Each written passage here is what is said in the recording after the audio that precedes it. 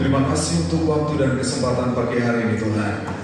Kami telah memuji, menyembah, dan juga meninggikan kemuliaan nama Tuhan. Tiba saatnya kami akan berdiam diri sejenak untuk mendengar, merenungkan, dan tentu juga kami akan melakukan setiap kebenaran firman Tuhan. Pertengahan hingga akhir waktu ini, kami serahkan hanya di dalam nama Tuhan kami, Yesus Kristus. Setiap telinga biar terbuka, setiap hati biar siap untuk menerima taburan firman Tuhan. Di dalam nama Tuhan kami, Yesus Kristus. Haleluya. Amin. Puji Tuhan, shalom Bapak Ibu Saudara sekalian yang dikasihi dalam Tuhan. Mari kita akan membuka kitab kita masing-masing. Mari kita membuka yang pertama di dalam surat Rasul Paulus kepada jemaat di Roma, pasal yang ke-8, ayat 13 sampai ayat yang ke-17.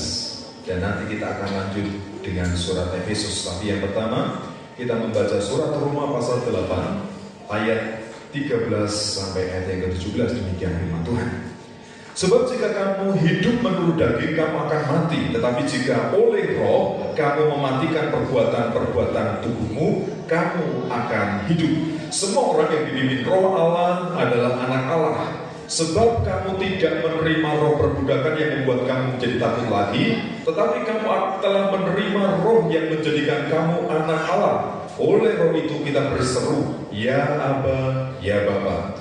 Roh itu bersaksi bersama-sama dengan roh kita bahwa kita adalah anak-anak Allah. Dan jika kita adalah anak, maka kita juga adalah ahli waris. Maksudnya, orang-orang yang berhak menerima janji-janji Allah yang akan menerimanya bersama-sama dengan Kristus, yaitu jika kita menderita bersama-sama dengan Dia, supaya kita juga dipermuliakan bersama-sama dengan Dia. Amin. Bagian pertama yang menjadi dasar renungan kita pagi hari ini dengan tema anak-anak Allah. Jadi saya dan saudara, kita semua bangga, bermegah, bersyukur bahwa kita ini adalah anak-anak Allah. Tetapi perlu kita renungkan, perlu kita pahami, anak-anak Allah itu seperti apa?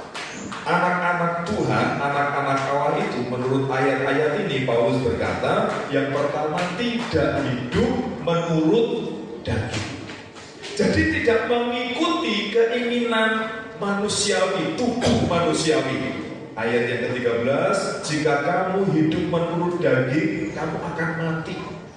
Tetapi kita menurut roh, jika mematikan perbuatan-perbuatan tubuh, berarti perbuatan daging, kedagingan, segala dosa, pemberontakan, perlawanan kepada kehendak Allah, itu harus kita matikan. Berarti perjuangan kita yang pertama, itu mengalahkan diri kita sendiri, mengalahkan keinginan kita sendiri, dan itu tidak mudah. Jadi berperang, berjuang, melawan diri sendiri, itu tidak mudah. Kemudian anak-anak Allah itu adalah orang-orang yang tidak takut, tapi menerima roh keberanian, mengakui sebagai orang percaya. Jadi ayat yang ke-14 kesimpulannya, semua orang yang dipimpin roh Allah.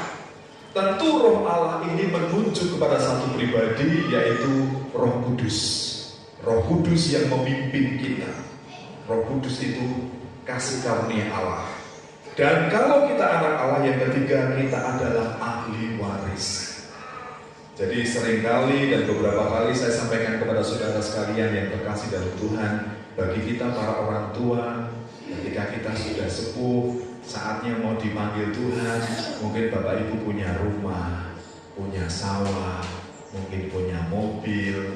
Kira-kira apa yang akan kita pikirkan? Siapa yang berhak menerima harta yang kita miliki ketika kita siap dipanggil oleh Tuhan? Kira-kira siapa? Ya anak-anak kita. Tidak mungkin saudara mewariskan harta milik saudara kepada anak tetangga. Ada tidak seperti itu? Tidak mungkin. Pasti anak-anak kita. Nah, kalau kita anak-anak Allah, kalau kita anak-anak Tuhan, kita juga berhak menerima janji seperti ayat yang ke-17. Dan jika kita adalah anak-anak Allah, maka kita juga adalah ahli waris. Maksudnya orang-orang yang berhak menerima janji-janji Allah. Janji Allah tentunya pemeliharaan ketika kita masih hidup di dalam dunia.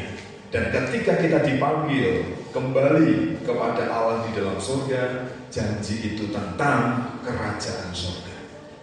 Jadi itu yang pertama. Kemudian kita akan merenungkan seharusnya anak-anak Tuhan itu seperti apa. Efesus pasal 5 ayat yang pertama. Mari selanjutnya kita merenungkan surat Rasul Paulus kepada jemaat di Efesus pasal 5, mulai ayat yang pertama. Saya akan membacakan lagi dan silakan saudara memperhatikan. Sebab itu jadilah penurut-penurut Allah seperti anak-anak yang kekasih, dan hiduplah di dalam kasih, sebagaimana Kristus Yesus juga telah mengasihi kamu dan telah menyerahkan dirinya untuk kita sebagai persembahan dan korban yang harum bagi Allah. Tetapi percabulan dan rupa-rupa kecemaran atau keserakahan disebut saja pun jangan di antara kamu, sebagaimana sepatutnya bagi orang-orang kudus. Demikian juga perkataan yang kotor, yang kosong, atau yang sembrono, karena hal-hal ini tidak pantas. Tetapi sebaliknya, ucapkanlah syukur. Karena ingatlah ini baik-baik. Tidak ada orang sundal, orang cemar, atau orang serakah, artinya penyembah berhala yang mendapat bagian dalam kerajaan Kristus dan Allah. Jadi inilah anak-anak Allah. Anak-anak Allah, karena Allah melalui Yesus Kristus, dia juga berkata, akulah terang dunia. Kalau kita menjadi anak Allah, berarti kita juga harus tinggal di dalam terang. Nah, perikop ini Lembaga Alkitab memberikan judul hidup sebagai anak-anak terang. Berarti kesimpulannya anak Allah itu sama dengan anak terang. Anak Allah itu harus tinggal di dalam terang. Jadi saya juga kembali merenungkan. Coba saudara bayangkan, kalau ada keluarga, bapaknya putih, ibunya putih mulus, kok anaknya hitam. Nah, coba kita membayangkan ya, merenungkan. Bapaknya ganteng putih, ibunya juga cantik putih mulus, lah kok anaknya ireng-ireng. Kira-kira orang bertanya enggak, batin tidak? Kalau enggak berani mengungkapkan, mesti batin. Iki mbokne iki, ya karo bapaknya mau karo tanggane. Nah, mungkin seperti itu. Nah, kalau kita terapkan secara rohani, Allah itu adalah terang, Yesus itu adalah terang. Kita mengakui sebagai anak Allah, sebagai anak Tuhan, tetapi ternyata kita tinggal di dalam kegelapan. Nah, ternyata perbuatan kita itu jahat. Ternyata kita masih hidup di dalam dosa. Layakkah kita disebut sebagai anak Tuhan? Tentu tidak. Layakkah kita disebut sebagai anak-anak terang? Tentu tidak. Jadi anak-anak Tuhan itu selanjutnya yang pertama, ia akan hidup dalam ketaatan. Perhatikan baik-baik ayat yang pertama. Sebab itu jadilah penurut-penurut Allah seperti anak-anak yang kekasih. Hanya orang Kristen, hanya iman Kristen yang percaya dan mengakui kita ini menyebut Allah sebagai siapa, saudara? Bapa. Karena Yesus mengajarkan kalau kamu berdoa, masuklah ke dalam kamar, tutuplah pintu dan berkata, Bapa kami di dalam surga. Kenapa kita menyebut Bapa? Ini berbicara tentang relationship, berbicara tentang hubungan antara orang tua dengan anak. Orang tua dengan anak, saya membayangkan orang tua itu sangat mengasihi anak. Seperti kemarin, ini contoh saja, bukan saya orang tua yang baik. Jumat pagi saya sudah kirim uang ke anak saya yang ada di Bandung. Kemudian sore hari kami bertiga, saya, Bu Yani dan Bu Paini pergi ke Kudus melayat. Karena adiknya Pak Lukito dipanggil Tuhan. Kami melayat ke sana. Dalam perjalanan anak saya WA sama saya, Pak, aku jaluk duit. Nangislah kita kirimi kok. Sore malamnya bagaimana? Jaluk duit. Wah, saya sempat debat dengan Bu Yani. Iki. Dan saya bilang dikasih. Karena dia punya kebutuhan. hari Selasa dia mau sidang skripsi. Jadi jangan diganggu pikirannya. Sebagai orang tua, ono ora ono kudu nganak anaknya, ya seperti itu. Nah, hubungan kita dengan Allah juga seperti itu. Pasti Allah itu mengasihi kita. Kalau Allah bukan seperti kita ini terbatas. Tapi Allah itu tidak terbatas. Apapun yang menjadi keperluan dan kebutuhan kita pasti dipenuhi. Amin, saudara. Kalau saya saja sebagai orang yang berdosa, sebagai orang tua yang terbatas, kalau saya lihat anak saya punya kebutuhan, saya akan berusaha untuk memberi. Apalagi Allah kita di dalam surga. Saya selalu bilang sama Bu Yani begini, ini anak ini butuh duit, ora apa-apa, ayo kita usahakan. Opo ini perlu sepeda motor ini didol, begitu. Demi seorang anak, apalagi Allah Bapa kita di surga. Amin. Oleh karena itu jadilah anak-anak yang penurut, anak-anak yang kekasih. Kalau anak-anak kita itu dengar-dengaran, dikandani orang bantah gitu, nek dikandani ngrungokke, apalagi taat, kira-kira orang tua bagaimana? Oh, hatinya itu jatuh hati, penuh kasih, penuh perhatian kepada anak-anak. Demikian kalau hidup kita itu menyukakan hati Tuhan, kalau Tuhan itu berkenan. Firman Tuhan mengatakan hidup kita itu harus hidup sebagai anak-anak terang. Jadi kalau kita bisa mengambil hatinya orang tua, wah pasti kita akan diberi apapun yang menjadi kebutuhan kita. Kita akan lanjut lagi, hidup dalam ketaatan. Kemudian yang kedua, anak-anak terang itu harus hidup dalam kebenaran, hidup dalam kekudusan. Ayat yang ketiga, tetapi percabulan dan rupa-rupa kecemaran atau keserakahan disebut saja pun jangan di antara kamu sebagaimana sepatutnya bagi orang-orang kudus. Jadi kita ini orang-orang kudus, bukan berasal dari kota kudus, bukan. Tapi karena kita sudah disucikan, karena kita sudah dibenarkan, karena kita sudah diubahkan.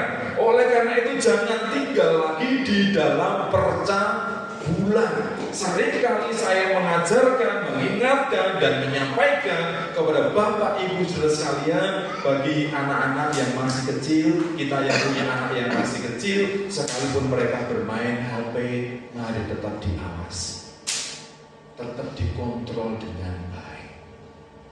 Karena HP itu jendela percabulan. Sudah harus ada, harus dijaga. Mata, firman Tuhan mengatakan, kalau matamu menyesatkan engkau, mata kita membuat kita jatuh di dalam dosa, firman Tuhan itu keras dan tegas. Cungkilah matamu. Saudara tidak perlu berbuat begitu dengan anak-anak kita, tetapi diawasi, dikontrol, diarahkan. Karena HP, internet, saudara, itu tidak bisa terkontrol kalau kita tidak mengontrol, kalau kita tidak mengawasi. Dan itu jendela percabulan, jendela kecemaran, pintu untuk masuk ke dalam dosa. Banyak kejahatan terjadi karena orang terbiasa melihat pornografi, melihat hal negatif dari HP. Akhirnya kecanduan. Dan kecanduan percabulan pornografi itu seperti nafsa. Saudara tahu nafsa? Narkotika. Wah, itu sekali saudara bisa lihat nanti di internet, di YouTube, orang yang kecanduan percabulan itu sel-sel otaknya akan rusak. Itu sama dengan kecanduan nafsa. Sekali pakai narkoba, itu 3.000 sel otak kita itu rusak. Demikian juga pornografi. Makanya kita harus tinggal dalam kekudusan, tinggal dalam kebenaran. Puaslah dengan pasangan yang kita miliki. Tidak usah membanding-bandingkan. Wah, bujune tonggoku kok, wah ketoke saya dino mundak dino saya ayu. Mungkin seperti itu. Kalau saudara pengen istrinya cantik, ya diragati. Ditukoki lipstik, tukoki medal. tukoki kering kan begitu. Supaya kita tidak melirik tetangga, melirik orang lain. Firman Tuhan mengatakan, jangan mengingini istri sesamamu. Ini hukum keberapa? Ayo, ada yang ingat? Ini hukum keberapa dari firman Tuhan? Hukum yang ke-10. Dari 10 hukum ini hukum yang ke-10. Jangan mengingini milik sesamamu. Entah itu istrinya, entah itu rumahnya, entah itu mobilnya. Nah, ibu-ibu nek ndeloke kancane, tasnya anyar, lambene anyar, terus pengen yuk tak sini yo. Ya kalau nyilih tidak apa-apa, tapi terus nyilih kan dibalik ini berbahaya. Kalau di tempat ini saya percaya tidak ada. Tapi di gunung-gunung sana kadang ketika orang punya kerja, duwe gawe, ya loh. Ibu-ibu orang duwe kalung, orang digelan, direwangi golek sirian. Wah, ben itu waduh, kayu nyupai nemel, wah kalungnya gede, gelange gede. Orang ngerti yo, seko nyilih beri tanggane. Jadi saudara, tampil saja apa adanya. Kemudian kita harus juga hidup di dalam apa tadi? Kalau bukan hanya hidup di dalam ketaatan, hidup di dalam kasih juga penting sekali. Hidup di dalam kebenaran itu yang kedua. Kemudian yang ketiga, kita harus hidup di dalam kasih. Karena firman Tuhan masih di dalam surat Efesus pasal yang ke-5, perhatikan baik-baik. Ayat yang kedua, dan hiduplah di dalam kasih sebagaimana Kristus Yesus juga telah mengasihi kamu dan telah menyerahkan dirinya untuk kita sebagai persembahan dan korban yang harum bagi Allah.